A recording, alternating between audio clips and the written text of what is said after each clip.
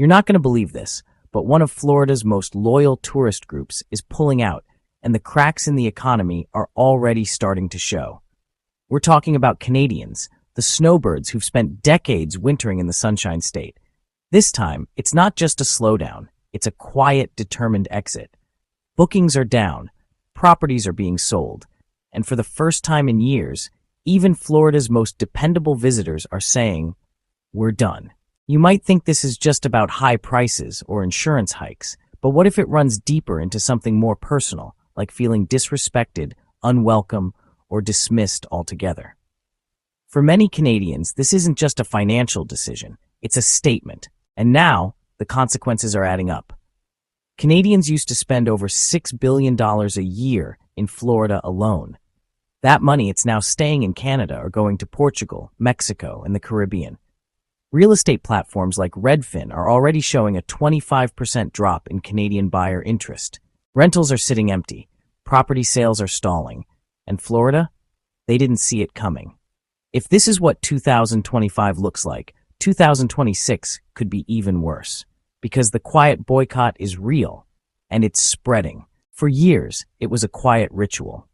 Every fall, just as the leaves began to change in Ontario or Quebec, thousands of Canadian retirees would begin their slow migration south.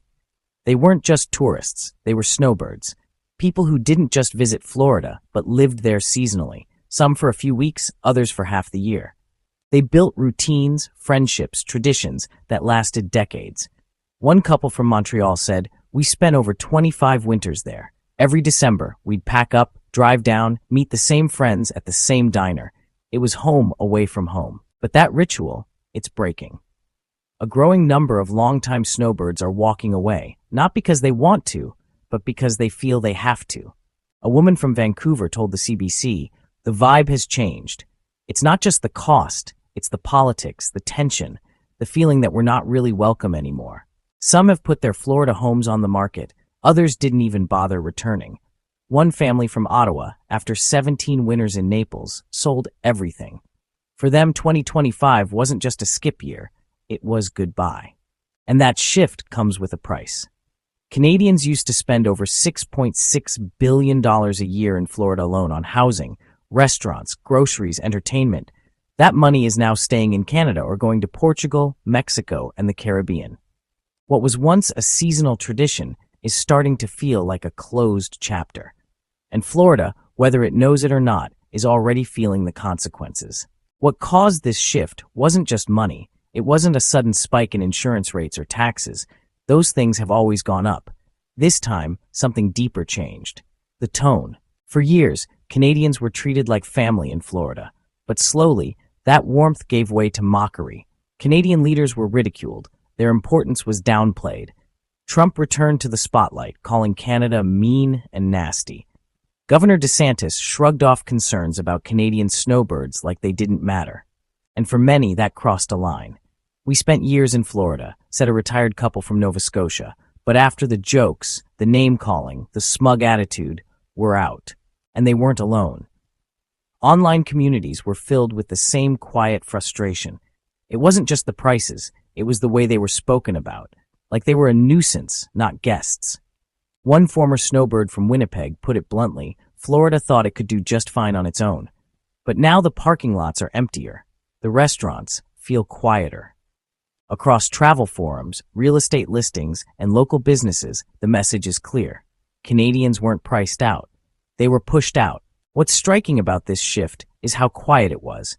There was no protest, no trending hashtag, no big announcement from Ottawa or flashy media campaign, just a slow, invisible pullback.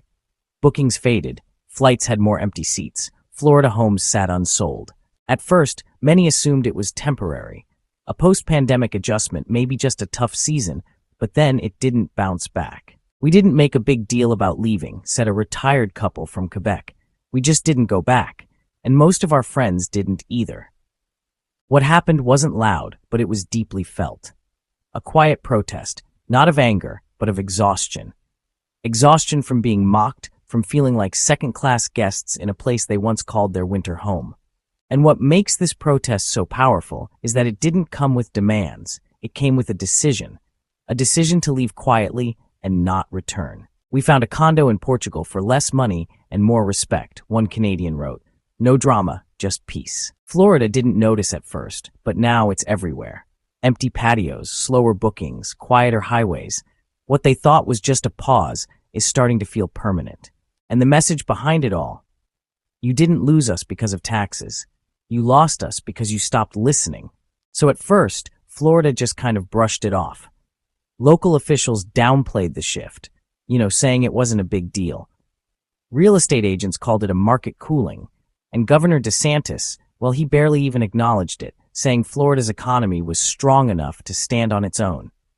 But honestly, that's not what the numbers say. We're talking about billions in lost revenue from housing, groceries, car rentals, entertainment, and even healthcare services. One couple from Ontario told the CBC, "We used to spend over $25,000 a winter on everything from local contractors to haircuts. That money's now going to Portugal." Multiply that by tens of thousands of households, and honestly, the loss is staggering. In places like Naples, Sarasota, and Fort Lauderdale, off-season businesses are really feeling the pinch. Rental properties are sitting vacant. Seasonal workers, the people who clean those condos, served meals, ran tours, are getting fewer hours, or in some cases, being laid off altogether. And here's the irony. Some Americans are cheering the snowbirds leaving, thinking it means less traffic, or maybe even cheaper homes. But that's not how it works. With fewer seasonal visitors, a lot of small businesses just can't stay afloat. Prices don't go down, they actually go up.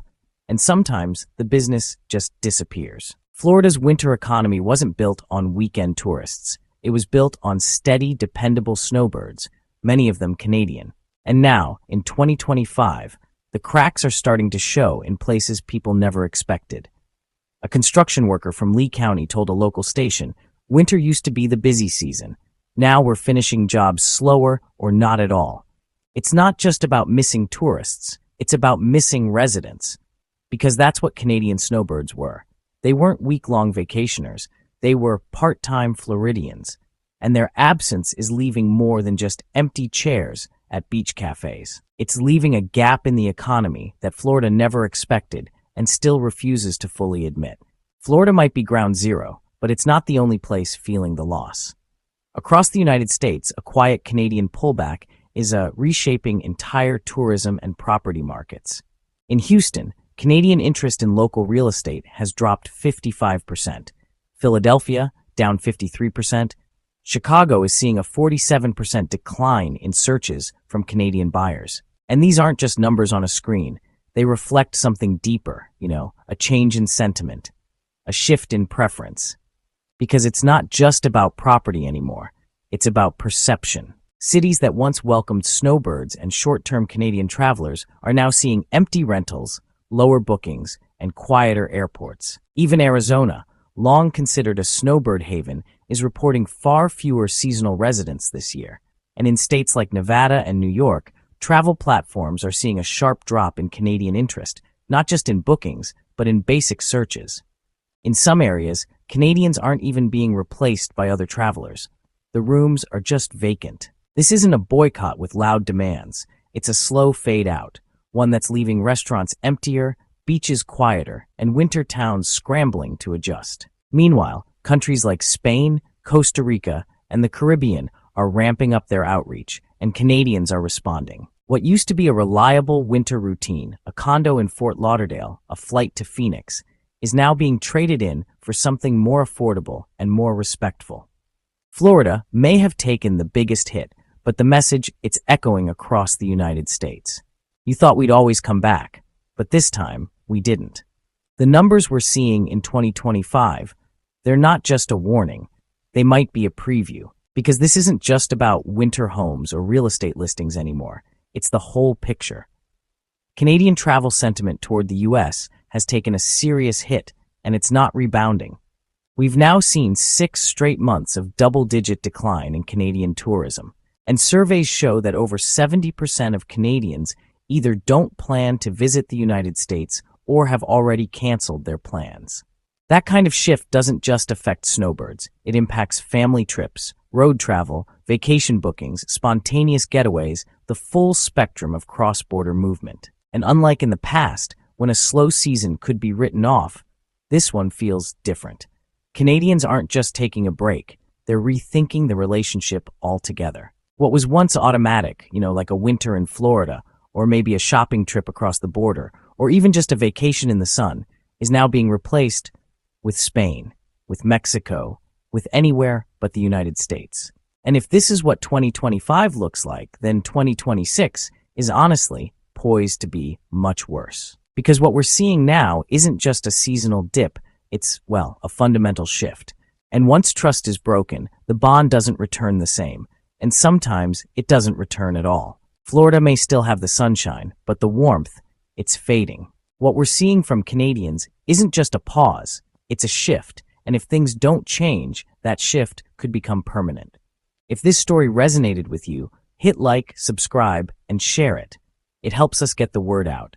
And if you were once a snowbird or someone who's chosen to walk away, drop a comment below. Your story might be in our next video.